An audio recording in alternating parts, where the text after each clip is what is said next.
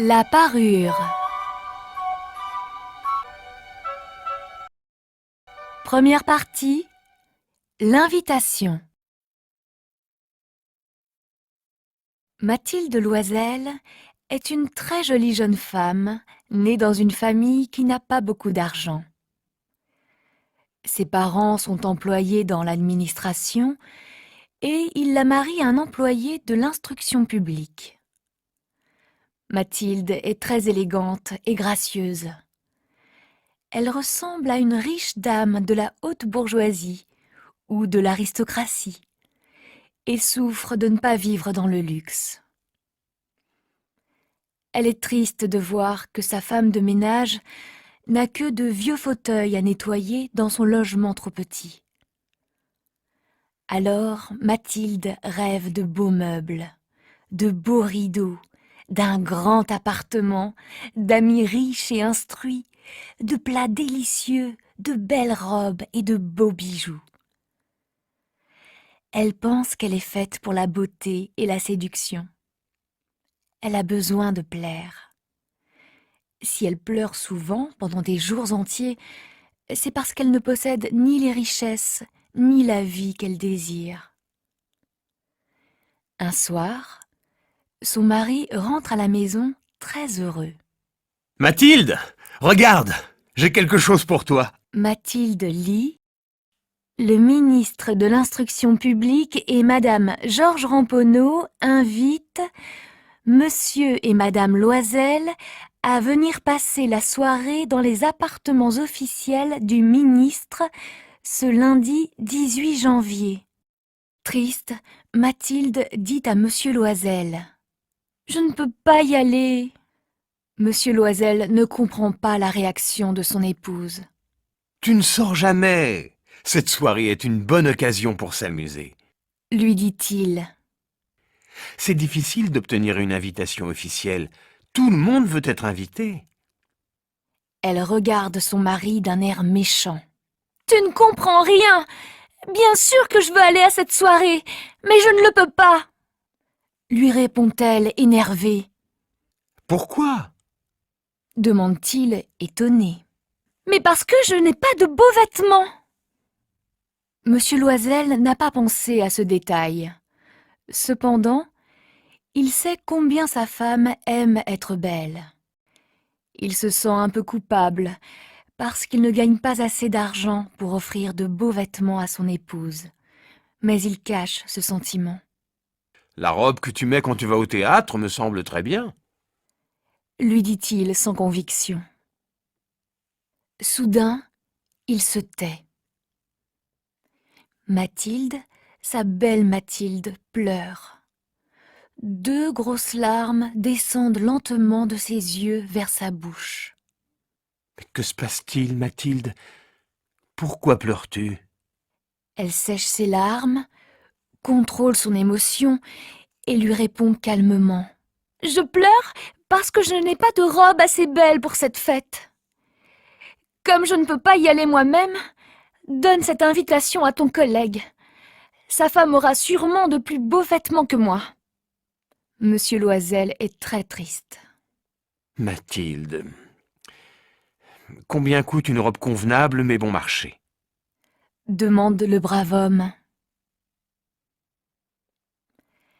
Elle réfléchit quelques secondes.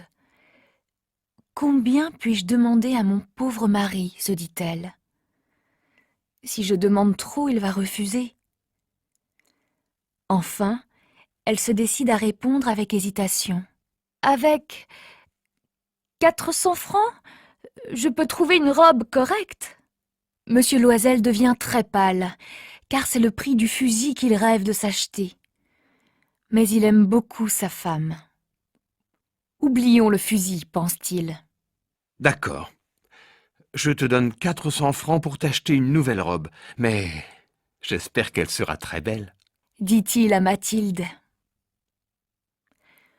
Le jour de la fête approche. Sa robe est prête, mais Madame Loisel est triste, inquiète.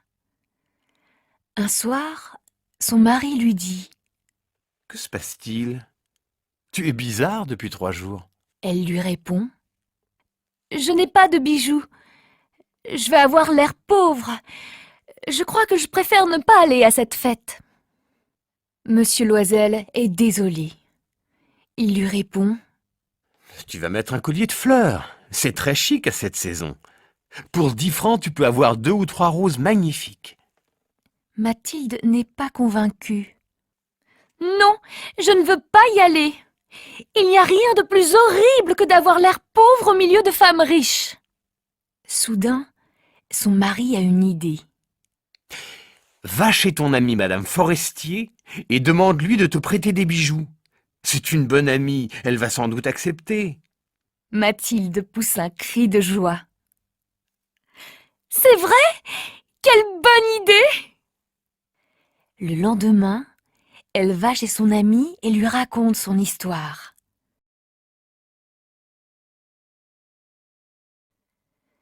Madame Forestier ouvre la porte de son armoire, prend un grand coffret, la porte, l'ouvre et dit à Madame Loisel: Choisis, ma chère. Mathilde voit d'abord des bracelets, puis des colliers de perles, des chaînes en or, des pierreries, des boucles d'oreilles, etc. Elle essaye toutes les parures devant le miroir, hésite, veut toutes les garder. Elle demande toujours: Tu n'as rien d'autre? Mais si, cherche, je ne sais pas ce que tu veux. Tout à coup, Mathilde voit dans une jolie boîte noire une magnifique rivière de diamants. Son cœur se met à battre comme un fou. Ses mains tremblent quand elle prend le beau collier. Elle l'attache autour de son cou et reste en extase devant elle-même. « Peux-tu me prêter ce bijou ?»« Mais oui, bien sûr !» Mathilde embrasse fort son amie, puis s'enfuit avec son trésor. Deuxième partie, le bal.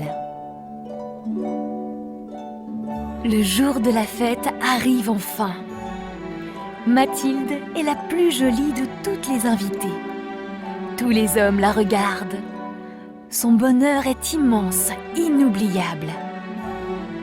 À minuit, Monsieur Loisel s'endort dans un petit salon, pendant que son épouse danse, souriante, folle de joie. À 4 heures, le bal va bientôt finir. Mathilde décide de partir. Dehors, il fait un peu froid et la jeune femme n'a pas de fourrure à mettre sur sa robe. Son mari pose sur ses épaules un modeste manteau un peu usé. Elle a honte. « Partons vite !» Attends-moi ici, tu vas attraper froid. Je vais appeler un fiacre. Mais Mathilde n'écoute pas son mari. Elle court dans la rue. Personne ne doit voir son vieux manteau. Malheureusement, il n'y a pas de fiacre libre dans la rue. Le couple se met à marcher, et trouve enfin une vieille voiture à cheval qui les ramène à la maison. Arrivée dans sa chambre, Mathilde se regarde dans le miroir. Elle enlève le vieux manteau qui couvre ses épaules. « Mon Dieu, mais c'est horrible !» Qu'est-ce qui se passe? Je n'ai plus ma rivière de diamants. Quoi? Ce n'est pas possible. Tous les deux cherchent partout, sur la robe, dans les poches du vieux manteau pour retrouver le collier. Mais ils ne le retrouvent pas. Il est sûrement dans la salle de bal, dit le mari. Non, mais il est peut-être dans la voiture à cheval. As-tu le numéro? demande Madame Loisel. Non, et toi? Continue l'époux, de plus en plus inquiet. Moi non plus, répond la jeune femme, les larmes aux yeux. Je vais refaire le trajet à pied. Avec un peu de chance, je vais retrouver ta rivière de diamants, dit Monsieur Loisel pour se rassurer et rassurer sa femme. Il sort dans la nuit froide, pendant que Mathilde reste sans force, incapable d'enlever sa robe ou de penser. Elle s'assoit sur une chaise, le regard vide. Troisième partie, les dettes. Son mari rentre vers 7 heures sans le collier. Le lendemain, il va à la préfecture de police pour faire une déclaration de perte. Puis, il publie une petite annonce dans les journaux pour promettre une bonne récompense à la personne qui va retrouver la rivière de diamants. Pendant ce temps, Mathilde reste assise toute la journée à attendre le retour de son mari et du bijou. Ce soir-là, quand Loisel rentre enfin, il est tard et il a l'air fatigué. Écris à ton ami que le collier est cassé et qu'il est chez le bijoutier pour être réparé. Nous allons avoir ainsi du temps pour le retrouver. Dit-il tristement. Il dicte la lettre car Mathilde est trop angoissée pour penser. Mais 1 semaine plus tard, le couple est toujours sans nouvelles du bijou. Loisel semble maintenant beaucoup plus vieux qu'avant. Maintenant, on ne peut plus attendre. Il faut remplacer le collier. Ils vont de bijoutier en bijoutier, mais il n'y a pas de rivière de diamants semblable aux bijoux de Madame Forestier. C'est dans une boutique du Palais Royal qu'ils trouvent enfin des diamants qui ressemblent aux diamants du collier de leur ami. Ce collier coûte 40 000 francs. Le marchand baisse son prix. Ils l'obtiennent pour 36 000 francs. Loisel possède 18 000 francs donnés par son père. Il emprunte le reste à différentes personnes. Il sait qu'il va consacrer toute sa vie à rembourser ses dettes. Mathilde met la nouvelle rivière de diamants dans une boîte et la porte chez Madame Forestier. « Tu me rends ce bijou avec beaucoup de retard. » Mathilde n'ouvre pas la boîte. C'est préférable. Si Madame Forestier voit que ce n'est plus le même collier qui est à l'intérieur, que va-t-elle penser? Elle va croire qu'elle est une voleuse.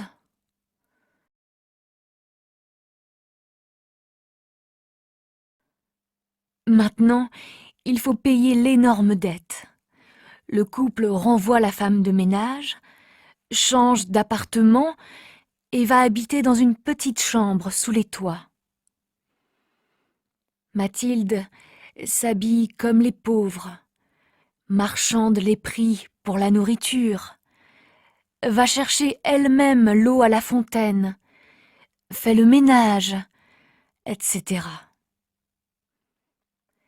Après sa journée de travail, son mari est comptable le soir chez un commerçant et, la nuit, il recopie des documents pour quelques sous la page. Et cette vie dure 10 ans. En effet, au bout de 10 ans, la dette est remboursée. Quatrième partie, la vérité. Madame Loisel est laide et semble vieille maintenant. Ses mains sont rouges parce qu'elle travaille dur. Ses cheveux sont mal coiffés. Ses jupes sont vieilles et usées. Et elle parle fort comme les femmes du peuple.